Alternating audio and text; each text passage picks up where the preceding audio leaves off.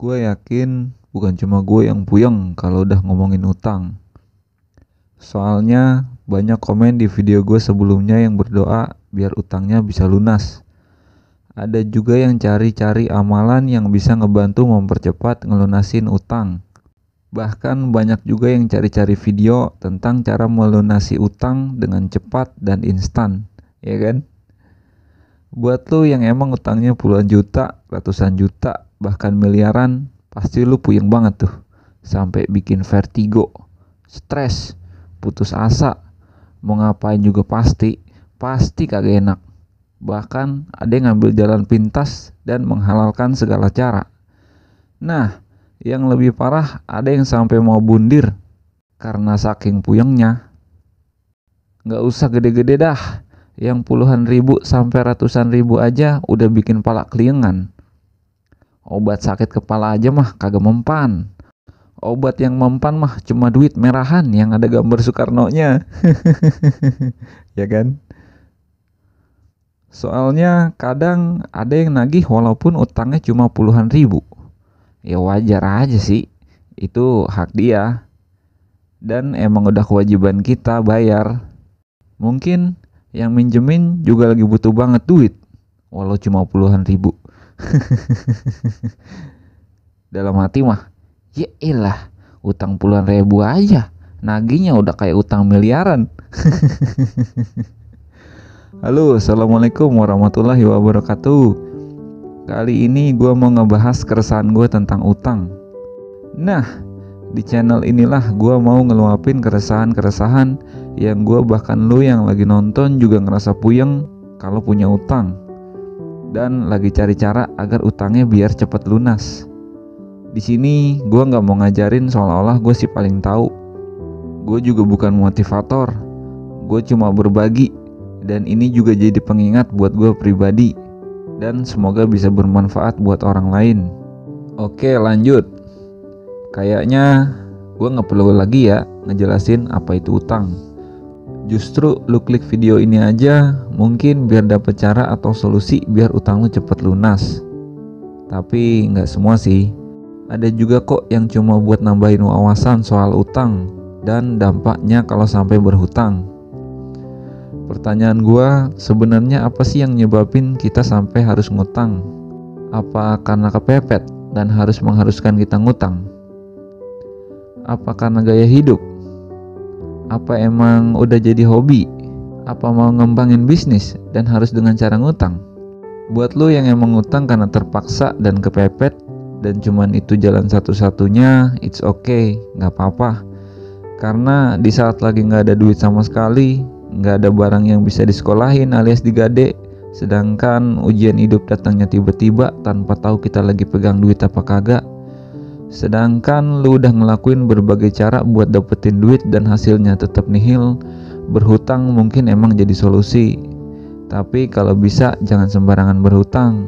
Apalagi ke rentenir atau rentenir online yang bunganya gede banget dan jatuh temponya juga mepet. Yang sebenarnya mereka memanfaatkan keadaan kita yang lagi BU alias butuh duit. Mereka emang menyelesaikan masalah, tapi sebenarnya malah nambahin masalah. Dan buat lu yang ngutang cuma buat memenuhi gaya hidup, berkali-kali gue ingetin, emang gak capek hidup lu cuma gitu-gitu doang. Tapi gue tahu kok, pasti lu punya alasan buat ngelakuin itu. Entah keadaan, ego, atau nafsu lu lah yang ngebuat lu ngelakuin itu. Pasti ada banyak alasan yang ngebuat lu sampai ngelakuin itu. Semisal lu yang biasanya serba ada dan mau apa aja tinggal nunjuk. Terus di lingkungan lu, entah di keluarga atau pertemanan, mereka taunya lu kaya dan serba ada.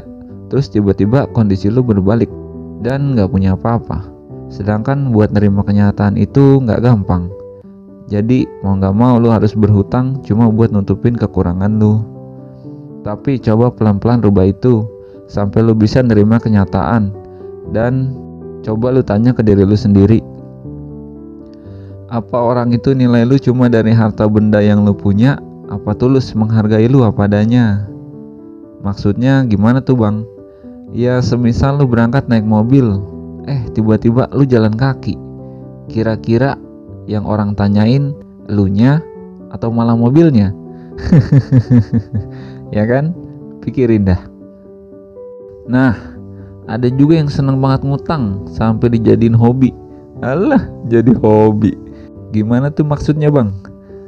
Ya kalau nggak ngutang nggak asik.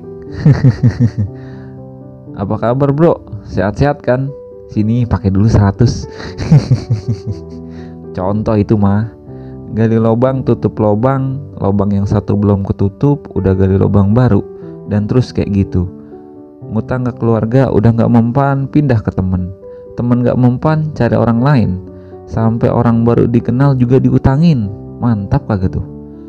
Nggak usah ngebahas pinjol dah, udah pasti itu mah. Tapi hebatnya orang model gini tuh akalnya ada aja. Terus mulutnya juga manis. Tapi ingat, tetap ada masanya dimana orang udah gak ada yang percaya dan mau ngebantu dia lagi. Hidup juga gak nyaman, mau ngapa-ngapain juga gak enak, maju kena, mundur kena.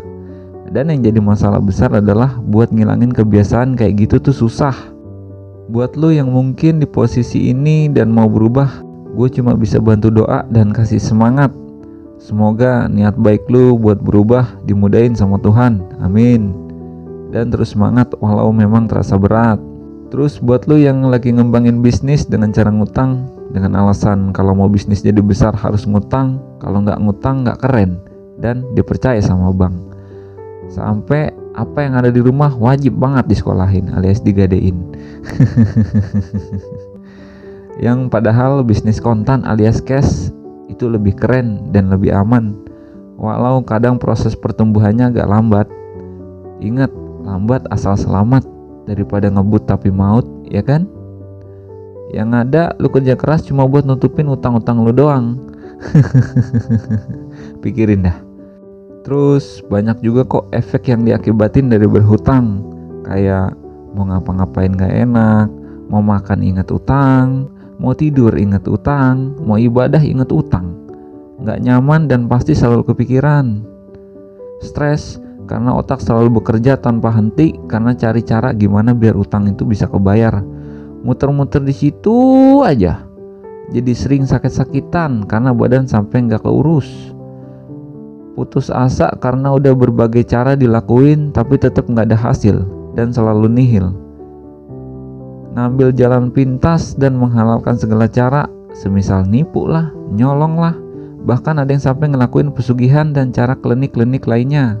Dengan anggapan mungkin cuma dengan cara itu dia bisa ngelunasin utang, yang padahal itu salah besar dan imbasnya bukan cuma buat dia, tapi bisa ke keluarganya. Dan ada yang sampai mau bundir atau mengakhiri hidup karena udah ngerasa mentok, ngerasa capek, sumpek, dan ngerasa gak ada harapan lagi. Dan inilah yang mungkin lo bisa lakuin buat melunasi utang-utang lo. Awali dengan pertobatan yang sebenar-benarnya tobat atau tobatan nasuha. Selanjutnya lurusin niat biar gak goyah kalau kita mau ngelunasin utang, titik. Terus stop berhutang dan tutup semua pintu-pintu utang dan coba melunasinya satu persatu. Mungkin dengan aset-aset yang kita miliki. Gak usah takut kehilangan aset, yakin aja nanti Allah bakal kasih penggantinya dengan yang jauh lebih baik, amin. Kuncinya adalah jangan pernah ngerasa memiliki, yang akibatnya kita berat buat ngelepasinya. Dan coba bangun kesadaran diri kalau Allah itu maha kaya. Pasti karena masalah yang udah numpuk dan ngebuat kita mentok, itu bisa ngebuat kita lupa kalau Allah itu maha kaya, maha pengasih, maha penyayang, ya kan? Luapin semua masalah lu ke Allah, jangan ke manusia. Yang ada mereka jadi tahu masalah lu dan tanpa ada solusi. Ingat, Allah sayang kok sama kita. Dan yakinin ini, di balik ujian ada doa besar lu yang mau dikabulin. Amin. Terus mulailah berbagi dan berbuat kebaikan serta terus alirkan energi positif. Buat lo yang selama ini sibuk kerja sampai gak berhenti-berhenti dengan alasan mau ngelunasin utang, taruh dulu itu. Coba lihat orang di sekeliling dan mulailah berbagi dan membahagiakan orang lain dan semua makhluk Tuhan.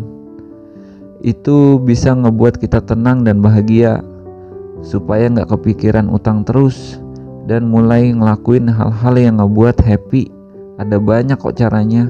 Bisa dengan healing dulu, bisa juga dari tontonan yang ngebuat kita ketawa, dan dengerin musik yang bisa ngebangkitin semangat biar hari-hari lu full senyum.